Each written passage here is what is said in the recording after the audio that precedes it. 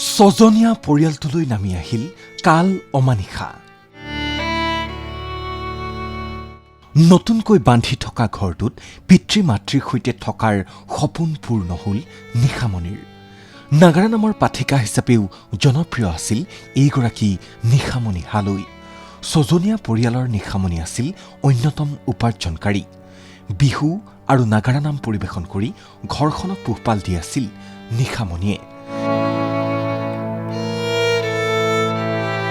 নিশা তামোলপুৰত সংঘটিত হ'ল এটা শোকাবহ আৰু মৰ্মান্তিক পথ দুৰ্ঘটনা। দুৰ্ঘটনাত পতিত নলবাৰীৰ হাৰিভাঙাৰ ভাস্কৰজ্যোতি হুঁচৰি দল। বিহু হুঁচৰি দলটো গৈ থকা ট্ৰেভেলাৰখনৰ সৈতে মুখামুখি সংঘৰ্ষ এখন ট্ৰেইলাৰৰ। যোৱা নিশা প্ৰথমে পাঠশালাত অনুষ্ঠান পৰিৱেশন কৰিছিল দলটোৱে।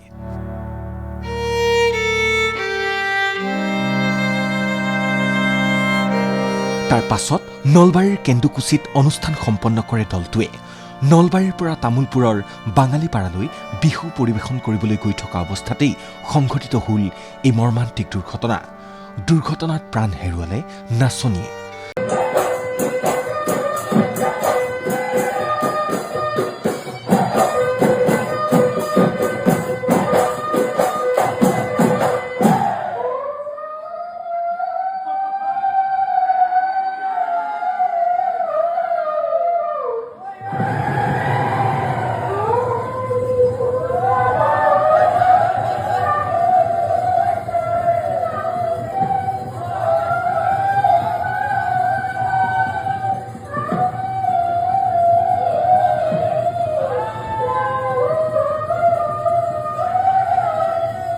তামোলপুৰ নাগৰিজুলি পথৰ নোৱাখাটত সংঘটিত হ'ল এই শিহৰণকাৰী দুৰ্ঘটনাটো। দুৰ্ঘটনাত থিতাতেই মৃত্যুক আঁকোৱালি ল'লে ২৫ বছৰীয়া নাচনী নিশামণি হালৈয়ে। গুৰুতৰভাৱে আহত আন ১১গৰাকী বিহুৱা নাচনী। ৫জনক সংকটজনক অৱস্থাত গুৱাহাটীলৈ প্ৰেৰণ কৰা হৈছে। বিহুৰ আনন্দৰ মাজতেই সমগ্ৰ অঞ্চলটোত শোকৰ ছাঁ। মৃত নিশামণি হালৈ গুৰেশ্বৰৰ নিৰ্জাৰ গাঁৱৰ নিবাসী ৰমেন হালৈৰ জীয়ৰী। এগৰাকী প্ৰতিভাসম্পন্ন সংস্কৃতিৱান যুৱতী আছিল নিশামণি। নাগাৰা নামৰ পাঠিকা হিচাপেও ৰাজ্যজুৰি জনপ্ৰিয় আছিল নিশামণি হালৈ।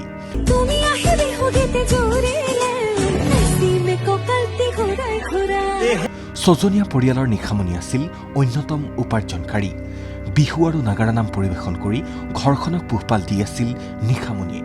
প্ৰতিবেশী সদৰি কৰা অনুসৰি অভাৱ কষ্টৰ মাজেৰে ডাঙৰ হোৱা ছোৱালী আছিল নিশা।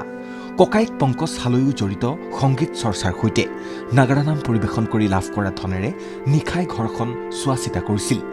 লাহে লাহে আগবাঢ়ি যোৱা পৰিয়ালটোত এটা পকী ঘৰৰ কাম আৰম্ভ কৰিছিল নিশামণিয়ে। কিন্তু তামোলপুৰত সংঘটিত সেই শোকাবহ ঘটনাই থান বান কৰি পেলালে ঘৰখনৰ সকলো সপোন। নিশামণিৰ মৃত্যুত সমগ্ৰ ৰাজ্যজুৰি দুখৰ ছাঁ। শোক প্ৰকাশ কৰিছে মুখ্যমন্ত্ৰী ডক্টৰ হিমন্ত বিশ্ব শৰ্মায়ো। নিশামণি এতিয়া য'তেই থাকিব কুশলে থাকক, তাৰেই নেদেখাজনৰ ওচৰত সকলোৰে কৰজোৰ প্ৰাৰ্থনা। কিন্তু এইবিলাক ঘটনা হৈ থাকিলে আগতেও হৈ গৈছে, মানে এনেকুৱা যোৱাকালিৰ দিনটোত ২০১৮ চনমানত নেকি এনেকুৱা ঘটনা আৰু হৈছিল। গাড়ীখনত প্ৰায় উজনি অসমত আছিল চাগে। সেই ষ্টেটাছটো আমি কালি কোনোবাই শ্বেয়াৰ কৰিছিল, সন্ধিয়া সময়ত চাই আছিলোঁ। কিন্তু সেই যে সেনেকুৱা ধৰণৰে ঘটনা আমাৰ লগত ঘটিব আমি কেতিয়াও ভবা নাছিলোঁ, সপোনতো ভবা নাছিলোঁ। মই পাইছিলোঁ সেনেকৈ, মানে আমি চাইছিলোঁ সেইটো, মানে এনেকুৱা ক'ৰ ঘটনা এইটো এনেকৈ কিবা মানে আলোচনা কৰিছিলোঁ। পিছত মোক কোনোবাই ক'লে এইটো যে চাইছিলোঁ আজি দেখোন আমাৰ লগতে হ'ল। প্ৰায় সেনেকুৱাই হ'ল, আমাৰো এনেকৈ দুৰ্ঘটনা হয়, আমিও এগৰাকী বিহুৱতীক আমি হেৰুৱাব লগা হ'ল। তাৰমানে কথা হ'ল আচলতে চৰকাৰী ঘৰ আছিল। চৰকাৰী নিয়ম মতে আমি ১,৩০,০০০ টকা পাইছিলোঁ। কিন্তু ১,৩০,০০০ টকাৰ ঘৰটো আচলতে আমাৰ নিশামণি অলপ লাজু কৰিছিল। এইকাৰণে তাই যিহেতুকে নামৰ জগতখনত আহিল, সাংস্কৃতিক জগতখনত আহিল, তাই মোক কৈ আছিল, দেউতা ডাঙৰকৈ বনাম, যি পইচা লাগে আমি খৰচ কৰিম। সেই হিচাপত মাইনাই বহুত পইচা দিছে এই ঘৰটোত। আৰু ককা আইতাক থকা ঘৰটো এইটো আছিলে। এইটো ঘৰত মানে তলিটো প্লাষ্টাৰ হোৱা নাছিল, চব মাইনাই কৰিছে। তো মই ১ টকাও দিয়া নাই, তাই দিব লগা আছিল। তাল একজন নাছিলে, মানে তাইক ডাঙৰ তাল লাগে, ১৬ তাল লাগে। সৰু তাল তাইৰ হাতত নুঠেই। আজিকালি চব ফেশ্বন হৈ গৈছে, ডাঙৰ ডাঙৰ তাল মাৰা।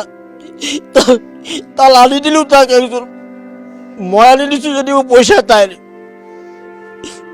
গোটেইখিনি তাইহে কৰিছে। একচুৱেলি নাগাৰাজৰ তাইৰ নহয়, নাগাৰাজৰ আমি কিনিছিলোঁ। আমি গোটেই পৰিয়ালটো কিনিছোঁ আমাৰ ঘৰটোতে। তাইও আছে। আমাৰ চব বাজনা ছেটটো যিমান আছে গোটেইবিলাক আমাৰ নিজা হয়। আমি আমাৰ সহশিল্পীবিলাক ল'লে আমি তেওঁলোকক হাজিৰা দি লৈ যাওঁ, মানে তেনেকুৱা ছিষ্টেম আছিল। কিন্তু আমাৰ গোটেই মিউজিক ছেটটো নিজা। যদি আপুনি নতুনকৈ আমাৰ চেনেলটো চাবলৈ আৰম্ভ কৰিছে তেনেহ'লে এনেধৰণৰ খবৰৰ বাবে ছাবস্ক্ৰাইব কৰি দিব আৰু ভিডিঅ'টোত এটা লাইক কৰি দিব। কমেণ্টত জনাওক আপোনাৰ মতামত। ছাবস্ক্ৰাইব কৰি দিব আৰু ভিডিঅ'টোত এটা লাইক কৰি দিব। পুনৰ লগ পাম আন এটা নতুন খবৰৰ সৈতে।